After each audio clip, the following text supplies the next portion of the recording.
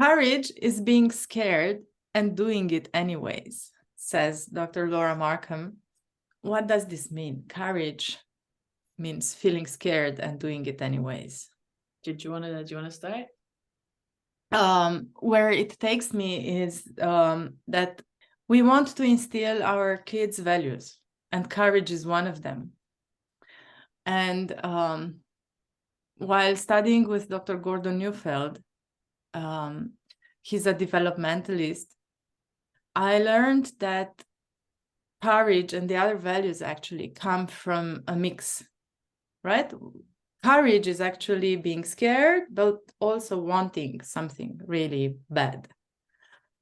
And that we can get to this mix only after at least 5 years old, but only when we are allowed to feel each emotion at a time.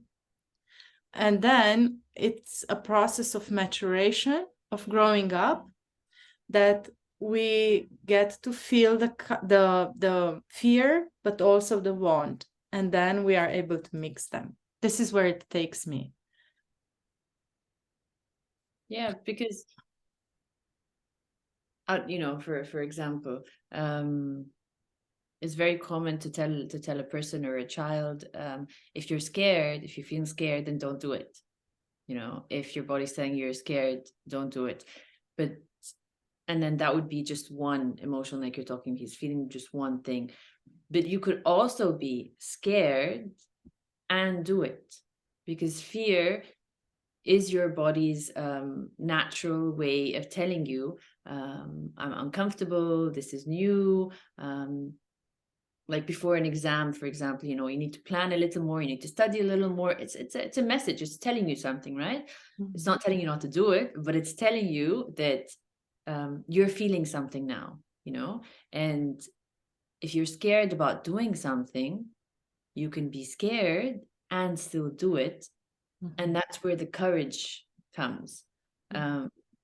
I'll give a couple of examples, because this was for me where it became actually very clear. We traveled as a family to Thailand, and there was a lot of new things for all of us and new experiences for all of us. And it was interesting because what was scary or different or fearful for each one of us was also different. So, for example, one of the kids, he found it very scary to go on a zip line. It was in the rainforest and it was very high, and we are actually quite comfortable going on zip lines, something we've experienced a couple of times, but it was the height. And none of us could relate. And the more I said, you've done this so many times, it didn't change anything. We've done this so many times together, didn't change anything. I came to an extent saying, are you scared? And then I realized that it's denying his feeling, right? He feels scared, and that's a fact. That was a fact. He's feeling scared, and that wasn't going to change. Mm-hmm. So then it was, okay, you're scared and you can do it. And this is where to him it became, okay, this is courage. I'm going to do it because I'm scared and I'm also going to do it. And it was beautiful because after he did do it, he felt so courageous and so proud of himself because he did something that he was scared about doing and still did, as opposed to denying his own feelings. Because looking back, it would have been very difficult for him, for his mom or his dad or the family to tell him you're not feeling scared, because he would doubt himself and he would question his own ability to connect with his feelings. Well, they're all telling me I shouldn't be scared, but I am scared. What's wrong with me? Mm-hmm. And yeah, for each of us, it was different. For one of us, it was climbing up. There was a climbing up the rainfall, very steep rocks. That was another one. For another of us, it was trying new food. They had a lot of non-traditional food for us. So for each, it was something different. And it was very, an empowering experience to be able to acknowledge I am scared and this is uncomfortable, but I'm going to do it anyways. And then that would be the courage. yeah, you know, if I were to deconstruct what you were saying, sorry, if I may, if I were to deconstruct what you were please. saying, if I may, what I heard was that at first you were relating to your child at a mental level. You were telling him, you did this before, we did this, we are, you know, you were at a mental level, whereas he was at an emotional level. And then what I heard was a very aware parent. You were present and you realized, oh, he's feeling something. And then you went to his feeling. You went at the same level with him. And you told him, oh, you're feeling scared. And you made room for that. And you didn't let him feeling scared by himself, but you were there with him, which changes everything. As a parent, that's very important for us to know and to understand. Children need containment, need a safe space to feel. And you made room for that fear. You allowed the fear to be there. Oh, you're feeling scared. And then you also offered him a possibility, and you can do it. But what I heard was you first made room for the feeling. You acknowledged the feeling. You brought it up to consciousness level. You made room for that. And there you allowed him to feel both supported and courageous enough to do it. Yeah. And if we think as parents, not just to our children, but also to our inner children, that there's the nugget. To acknowledge and to allow the feeling to be, to create a safe space for it to feel, to be felt. And then everything shifts, everything changes. And it gives us the power. It allows us to feel empowered, right? Yes. Yes. Only when safety is around. Absolutely. And safety means connection. It's not just the absence of threat. Safety means connection. It's more than that. It's connection. And where I also went is, you know how we sometimes push children to do something. Like we throw them in the water. This is the most used example, right? You throw them in the water and they swim because they have nothing else to do. They have no choice left. But what this does, yes, it teaches them to swim by need.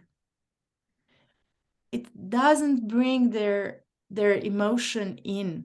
It freezes the emotion. And what this does for their life is they will swim, but they will not take pleasure in it. And this is valid for anything else that we do. We do it because we are required to do it, but we don't take pleasure in it. So as parents, to be aware, how can we support the children? And I think your example comes in perfectly. This is how we support the children to also get the pleasure out of it, to keep the feeling or to keep feeling while doing something that asks for courage. Yeah. And I think with it also, you know, the example that you gave with throwing in the water to swim, it's the drastic nature of it, it's either black or white. You either do it or you don't. You experience it or not. You're either scared or you're not. But there's this gray area that I like to try and get comfortable with also. For example, using the example of the water, you know, dip your toes in, dip your feet in, dip your legs in. And with every single one of these steps, then the child gains more courage and gains more confidence because they have autonomy over their own body, and they can also see that they are day on day gaining more courage. And what that happens is that they can apply this to so many different things. So, remember the day that I couldn't swim, you can either tell them or they will tell you, and then you put your foot in and then you put your leg in and you did that. So take it to another experience, riding the bicycle. You start to pedal first, you put the supporters, or you ride around in a certain place, and then day on day you realize that you can do it. You're building up your confidence. Yeah, and we somehow come back to this mixing of feelings, because the black and white thinking, that's a sign of not being mature enough yet. Maturation comes with this integrative functioning. When we are able to integrate black and white, when we are able to integrate good and bad, this and that, to think here and there, that's where integration comes, and that's a sign of maturation. In what you were also saying, when you go to your child and you say, remember the day you swam, it's, I was also there. I really want to emphasize this, that you do not let the child alone with this, that you are there by their side, that there's someone there, an adult there, able to contain everything the child is feeling and to provide the connection which helps them move forth. How would you recommend, sometimes the parent isn't there when something happens. So let's say the child is at school or at a play date or in an experience where something happens that is scary, and they don't have that ability for an adult or someone that secure attachment to contain them. How would you then go back to help the child to process this?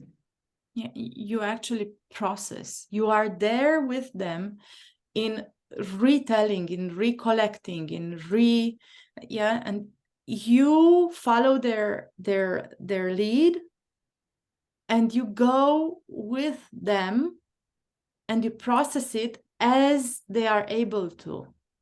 It's like, if I remember correctly, it's Daniel Ziegel with the remote control, right?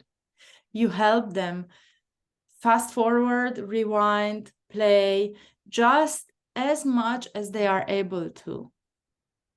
And you are there with them, and you retell that story. You do not shy away from a traumatic experience. You go back to it and you process it at the rhythm of the child. Absolutely.